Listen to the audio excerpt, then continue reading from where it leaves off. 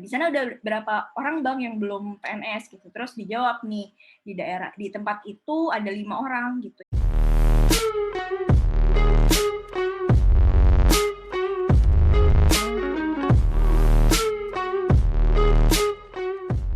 Assalamualaikum warahmatullahi wabarakatuh. Terima kasih teman-teman yang sudah stay tune di channel ini. Dan kali ini kita bakal tetap lanjut bahas tentang CPNS Journey. Nah, hari ini aku mau sharing tentang gimana sih kita memilih formasi. 5 tips untuk memilih formasi ya. Karena hari ini tuh aku sengaja nunggu banget keluarnya pengumuman dari Dikti dan juga Kemenak. Karena untuk dosen sendiri ada kemungkinan di dua tempat tersebut kan, instansi itu ada yang dari Dikti maupun Kemenak instansi-instansinya. Nah, ayo kita langsung bahas ke 5 tipsnya. Oke, kita langsung aja bahas 5 tips memilih formasi. Karena formasi ini penting banget teman-teman menentukan nantinya. Teman-teman bakal tinggal di sana gitu kan, terus juga bakal kerja di sana selama seumur hidup gitu kan, sampai nanti pensiun dan sebagainya. Jadi benar-benar untuk memilih formasi ini adalah langkah pertama yang harus benar-benar dipikirkan matang-matang. Karena ngaruh banget mulai dari SKB sampai ke kehidupan teman-teman setelahnya gitu. Jadi aku nggak pengen teman-teman salah pilih gitu. Next, diskusi kita kali ini topiknya itu ada 5. Ada 5 tips ya teman-teman. Yang pertama, tabel analisis formasi. Yang kedua, eliminasi formasi. Yang ketiga, plus minusnya. Dan yang keempat, kerucutkan satu formasi. Dan kelima nih yang paling penting, ridho keluarga. Nah, ini semua berdasarkan my own experience ya. Berdasarkan pengalaman di 2018 dan 2019 kemarin. Nanti aku ceritain detailnya di masing-masing tips. Lanjut. Nah, ini banyak teman-teman yang curcol, kira-kira ambil mana ya, Kak? Gitu. Terus kayak, perlu nggak khawatir atau takut gitu sama pip atau kandidat terkuat gitu-gitu. Terus ada juga yang khawatir nih, aku selalu mikirin jadi PNS tuh kayak mau nikah gitu loh. Harus siap berkomitmen dan kerjaan itu sampai akhir masa kerja. Bener banget. Masa kerjanya lama ya, Bu, kalau dosen gitu ya. Lama banget gitu. Jadi kita harus benar-benar milih dengan hati-hati, jangan gegabah, dan banyak pertimbangan gitu. Nih, karena udah kayak mau nikah katanya.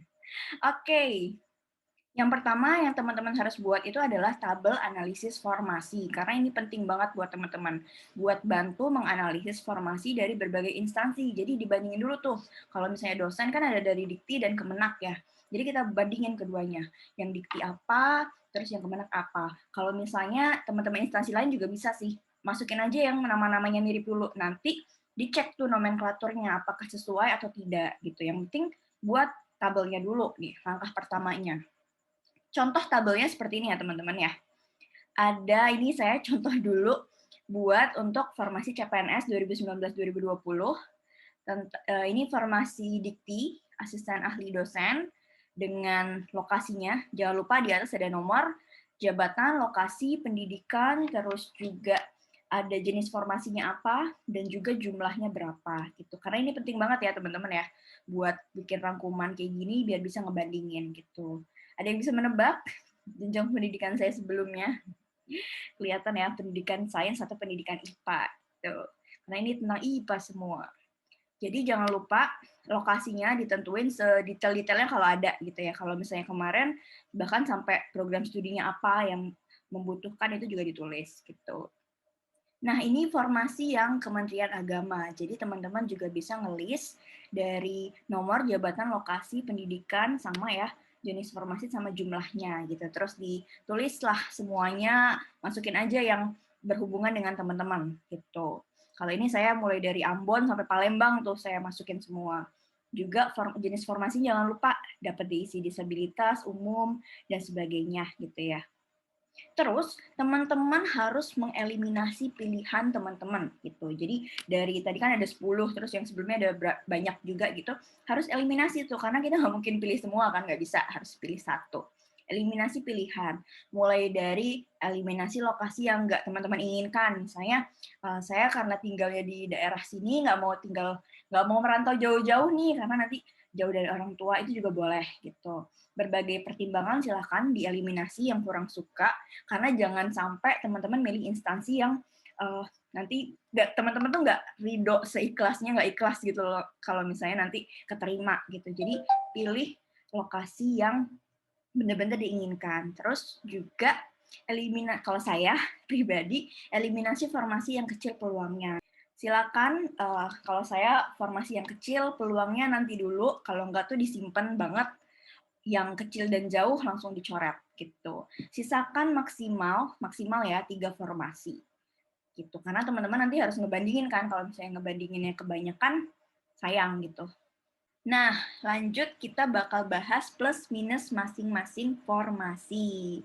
Silakan teman-teman cari info selengkap-lengkapnya gitu ya, bisa dari manapun infonya.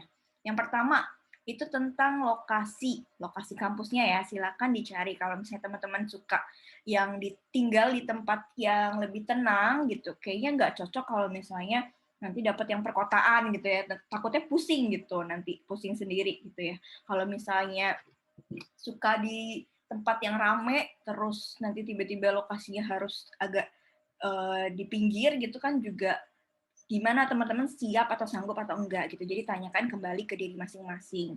Selanjutnya lingkungan kampusnya juga harus dicari karena teman-teman akan berada di kampus dalam waktu yang cukup lama sampai pensiun gitu, harus mencari lingkungan kampus yang nyaman seperti itu. Lanjut, akreditasi kampus. Akreditasi ini juga penting, oh ya, jurusan juga ya. Jurusan atau prodi itu. Silakan cari infonya, apakah akreditasi di kampusnya A ataupun B gitu misalnya. Dan kampus jurusan dan prodinya juga. Karena ini nanti pas SKB, teman-teman bisa bilang nih, oke, dengan adanya teman-teman bisa meningkatkan akreditasi kampus kah atau segala macam gitu. Jadi buat menambah nilai tambah teman-teman, menambah value teman-teman lah gitu nantinya ke depannya gitu. Jadi teman-teman juga punya pilihan apakah mau di kampus yang mana yang udah terakreditasi lebih tinggi kah, atau kan nggak apa-apa nanti saya yang justru membantu akreditasinya itu lebih baik gitu. Lanjut juga ini visi misi kampus. Kenapa penting? Karena di visi misi kampus ini nanti teman-teman pas SKB ya, SKB juga banyak wawancara ngomongin tentang pengetahuan teman-teman tentang kampusnya tentunya gitu. Terus juga jangan lupa visi misi kampusnya ini kan juga nanti jadi visi misi teman-teman ketika kerja gitu ya. Jadi harus yang sesuai, harus yang diinginkan biar nanti pas kerjanya tuh termotivasi gitu. Terakhir, potensi saingan. Nah, ini penting banget ya teman-teman untuk mengetahui medan perang. Silakan gunakan koneksi teman-teman seluas-luasnya buat mencari info tentunya. Informasi tentang apa? Tentang, kalau saya pribadi mencari informasi tentang dosen yang ada di dalam gitu. Kira-kira berapakah dosen yang belum PNS gitu. Berapakah dosen kontrak, berapa dosen luar biasanya gitu. Jadi cari tahu info selengkap-lengkapnya gitu. Waktu itu saya formasinya satu formasi gitu ya di tempat tersebut, terus saya chat nih kayak teman saya di situ kan kayak di sana udah berapa orang bang yang belum PNS gitu, terus dijawab nih di tempat itu ada 5 orang gitu yang belum PNS gitu. Terus juga di satu lagi nggak nemu info, tapi saya cari di websitenya. Kalau misalnya teman-teman nggak punya koneksi, silahkan cari di website juga ya. Di website, dan di website itu belum mencantumkan nih, belum ada dosen luarnya. Berarti kan nol gitu. Kira-kira ini jadi yang positifnya apa enggak gitu buat saya. Gitu. Jadi kalau ini saya hitung positif, dan yang 5 ini saya hitung negatif gitu. Karena udah terlalu banyak saingannya gitu. Karena saya pribadi ngerasa saya belum mengabdi di prodi atau kampus tersebut gitu kan. Jadi lebih apa ya? Lebih kecil potensinya bagi saya menurut saya ya itu ya gitu. Jadi saya akan hindari yang udah terlalu banyak saingannya gitu.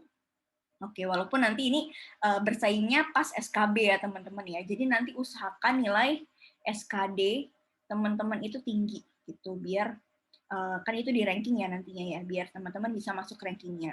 Kalau misalnya 5 ini kan terus formasinya satu, berarti kan terlalu banyak ya saingannya gitu. Jadi saya memilih menegatifkan yang potensi saingan di kampus tersebut gitu. Carilah yang kurang banyak saingannya seperti itu teman-teman. Karena apa? Karena nanti ke depannya ini sangat ngaruh di SKD, SKB, dan sebagainya. Gitu. Jadi harus benar-benar nyaman sama formasi yang dipilih. Karena ingat, teman-teman tidak bisa pindah dalam 10 tahun. Gitu. 10 tahun waktu yang cukup lama ya, jadi harus benar-benar nyaman dan kampusnya itu benar-benar teman-teman sukai gitu. Kerucutkan satu formasi. Jadi teman-teman dari plus minus yang 3 tadi, list aja, lihat mana yang paling panjang minusnya, kayak itu yang ditinggalin, terus mana yang banyak plusnya, itu yang diambil. Lalu, bismillah gitu ya, kerucutkan jadi satu formasi. Ini adalah step yang keempat dan yang terakhir, teman-teman harus minta ridho keluarga atau, ya karena ridho Allah tergantung ridho orang tua, ataupun kalau misalnya yang udah berkeluarga bisa minta ridhonya suami gitu ya, karena kalau misalnya keterima PNS nih terus daerahnya jauh itu kan kayak, hah, diizinin nggak ya gitu-gitu, jangan sampai nanti teman-teman udah lulus gitu ya terus nggak diambil, walaupun nantinya bisa sih bawahnya naik ke atas gitu ya. Yang misalnya yang kedua mengambil formasi yang pertama kalau teman-teman nggak mau ngambil daerah tersebut, tapi kan udah sayang ya, udah jauh-jauh berproses gitu. Jadi yang teman-teman harus lakukan adalah mencari ridho dari keluarga gitu. Kalau dulu saya juga pas ke Medan waktu itu masih agak kurang diridoi sepertinya karena kayak oh ya udahlah gitu. Dan ternyata tidak lulus gitu. Dan ketika milih sekarang lokasinya di Jogja tanpa berpikir panjang lagi boleh gitu. Jadi benar-benar ridho keluarga atau ridho orang tua, ridho suami itu yang benar-benar harus dicari gitu. Itu dia diskusi kita kali ini. Kita bahas lagi ya, mungkin rangkum lagi 5 tipsnya. Yang pertama, teman-teman buat tabel analisis formasi, jangan lupa, sekarang dibuat, semoga belum telat. Terus juga yang kedua, eliminasi formasi. Terus juga list plus minusnya, kerucutkan satu formasi, dan mintalah ridho dari keluarga. Oke, sekian pembahasan kita kali ini. Di video selanjutnya saya akan bahas mengenai SKD ya. Teman-teman persiapan pilihnya seperti apa, buku-buku apa yang bisa dipakai, atau channel YouTube mana yang saya sarankan. Gitu saya baca YouTube. Saya lihat-lihat waktu SKD dulu sehingga bisa dapat nilai yang lumayan gitu untuk SKD-nya. Gitu. Silakan kalau masih ada yang belum jelas, komen di bawah, like videonya, dan subscribe biar nggak ketinggalan info selanjutnya. Thank you. Assalamualaikum warahmatullahi wabarakatuh.